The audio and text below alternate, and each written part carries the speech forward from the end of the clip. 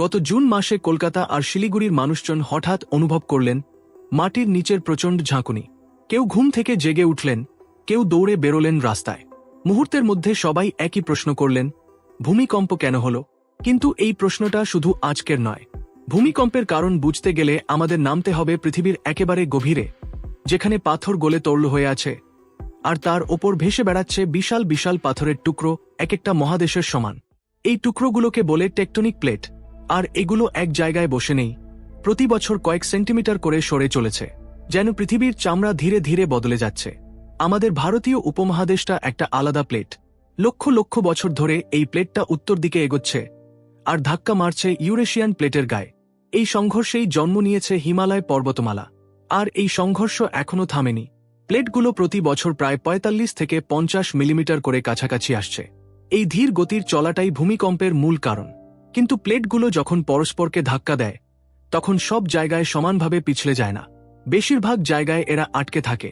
একটা পাথরের খাঁজ আরেকটা পাথরের খাঁজে ফেসে যায়, অনেকটা দাঁতের মতো। বছর বছর ধরে চাপ জমতে থাকে। একসময় সেই চাপ পাথরের সহ্যের সীমা ছাড়িয়ে যায়।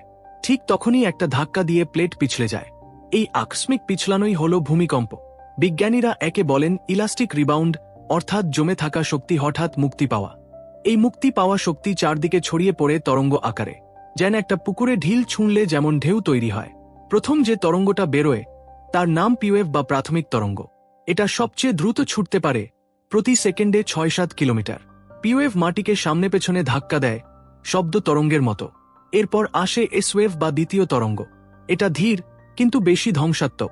এটা মাটিকে ওপরে নিচে নাড়ায়, আর এটা তরল পদার্থের ভেতর দিয়ে যেতে পারে না। তাই পৃথিবীর বাইরের তরল কেন্দ্র দিয়ে এসওয়েভ যেতে পারে না। এই তথ্য দিয়েই বিজ্ঞানীরা বুঝেছিলেন যে পৃথিবীর কেন্দ্র তরল। সবচেয়ে ধ্বংসাত্মক হল সারফেস ওয়েভ, যেগুলো ভূপৃষ্ঠের একেবারে ওপর দিয়ে ছুটে যায়, বাড়িঘরকে কাঁপিয়ে তোলে। এই তরঙ্গগুলোই সবচেয়ে বেশি ক্ষতি করে। আর এদের গতিবিধি মেপেই বিজ্ঞানীরা বুঝতে পারেন ভূমিকম্পটা কোথায় হলো, কতটা শক্তিশালী ছিল। ভূমিকম্পের শক্তি মাপার জন্য আমরা ব্যবহার করি রিক্টার স্কেল। এই স্কেলটা লগারিদমিক, অর্থাৎ রিক্টার স্কেলে ৫ থেকে ৬ উঠলে শক্তি বেড়ে যায় প্রায় ৩২ গুণ, ৭ থেকে ৮-এ উঠলে শক্তি বেড়ে যায় ১০০০ গুণেরও বেশি। এই কারণেই একটা ৮ মাত্রার ভূমিকম্প পুরো শহর ধ্বংস করে দিতে পারে। কিন্তু আমরা কি ভূমিকম্পের আগাম পূর্বাভাস দিতে পারি? দুর্ভাগ্যজনকভাবে এখনও ঠিক করে বলা সম্ভব নয় যে কাল বা পরশু ভূমিকম্প হবে।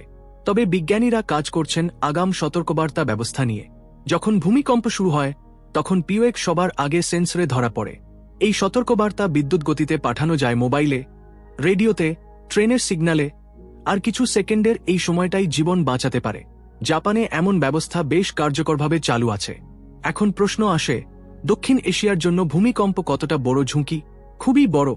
ভারতীয় প্লেট আর ইউরেশিয়ান প্লেটের সীমানা বরাবর গোটা নেপাল, উত্তর ভারত, বাংলাদেশের পূর্বাঞ্চল সবই ভূমিকম্পের উচ্চ ঝুঁকির এলাকা।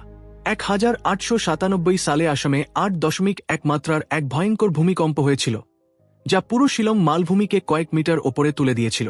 তারপর থেকে এই অঞ্চলে বড় ভূমিকম্প হয়নি। বিজ্ঞানীরা বলেন এটা একটা সিসমিক গ্যাপ, একটা বিপজ্জনক ফাঁকা জায়গা যেখানে চাপ জমে চলেছে। এই জমে থাকা চাপ যেকোনো দিন বড় ভূমিকম্প ঘটাতে পারে। তাহলে আমরা কি করতে পারি? ভূমিকম্প ঠেকানো আমাদের ক্ষমতায় নেই, কিন্তু আমরা তৈরি থাকতে পারি। ভূমিকম্প সহনশীল বাড়ি তৈরি, জরুরি সরঞ্জামের ব্যাগ হাতে রাখা, আর ভূমিকম্পের সময় কি করতে হবে এই শিক্ষাটুকু সবার জানা দরকার। জাপান, চিলির মতো দেশে করা বিল্ডিং কোড আর সাধারণ মানুষের সচেতনতার কারণে বড় ভূমিকম্পেও ক্ষয়ক্ষতি অনেক কম হয়। ভূমিকম্প পৃথিবীর শ্বাস প্রশ্বাসেরই অংশ। আমাদের পায়ের নিচের মাটি শক্ত নয়, ওটা জীবন্ত, ওটা চলমান। আমরা যদি মেনে নিই যে মাটি কাঁপবেই, আর সেই কাঁপুনির জন্য নিজেদের প্রস্তুত করি, তাহলে ধ্বংস এড়ানো সম্ভব। পৃথিবী তার নিজের নিয়মে চলে। আমাদের কাজ হল সেই নিয়ম বুঝে নিজেদের গুছিয়ে নেওয়া। আমরা হয়তো জানি না কখন পরের বড় ভূমিকম্প আসবে, কিন্তু বাস্তবিক্সের পরবর্তী পর্বে জানতে পারবেন প্রকৃতির আরও কিছু অশনি সংকেত।